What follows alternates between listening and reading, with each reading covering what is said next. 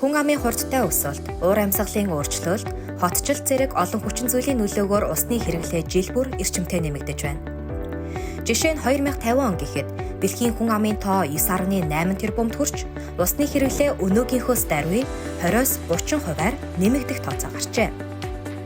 Үүнчлэн хотчлолт эрчимтэй явагдсанаар цэвэр усны хүртээмжийн тэнцвэр алдагдаж, хүн ам болон цэвэр усны нөөцийн жигд биш тархалтай холбоотойгоор ойрын хэдэн 10 жилийн хугацаанд дэлхийн олон улс орнд цэвэр усны нөөцийн хомсдол нүүрлэх төлөвтэй байна.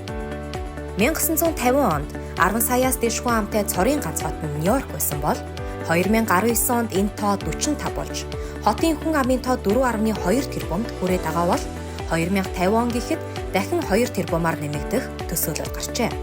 Дэлхийн нийт усны нөөцийн дөнгөж 2.5%-ыг цэнгэг ус эзэлдэг. Дэлхийн хүн амын 2 тэрбум хүн буюу 4 хүн тутмын нэг нь баталгаатай унтны усаар хангагдаж чадахгүй байна. Аливаа улс орны хувьд нэг хүнд ногдох жилийн унтны усны хангамж 1000 шо метрээс доош байвал усны гачигдалд нүүрсэн тооцдог.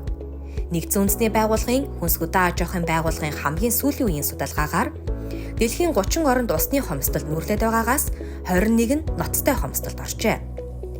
Энэ байдал цаашлаад дэлхийд даяар ялангуяа хөгжиж байгаа орнуудад даамжрах төлөвтэй байна.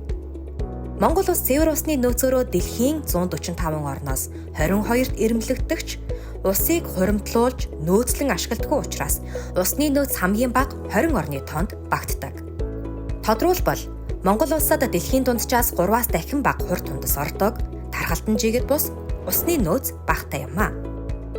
Монгол орны усны нөөцийн 98%-ыг гадаргын усны нөөц бүрдүүлдэг. Нийт усны нөөц 564.8 км3 бол түүний 500 км3 нь нуур торим, 19.4 км3 нь мөнх цас, мөсөн хуримтлал, 34.6 км3 нь гол мөрөн юм.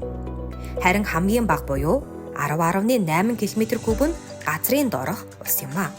Манай орны нийт усны нөөцийн 1.9%-ыг бүрдүүлдэг газрын доорх усаар нийт усны хэрэглээний 70% хангаж байна. Монгол улсын цэнгэг усны нөөцийн 75 орчим хувийг хөвсгөл нуур дангаараа бүрдүүлдэг. Усаа хэмнэх энгийн жишээ дуртахад шүдээ угаахдаа цоргоо хааж залшвал 18 литр хүртэлх ус хэмнэх боломжтой. Үүнийг 7 хоногоор нь тооцвол 504 лах устай тэнцэх юм. Мөн ван дүргийн оронд шүршүүрт орвол 45 литр ус хэмнэн, ингэснээр ус хэмнээ зогсоохгүй, мөн хүртэл хэмнэнэ.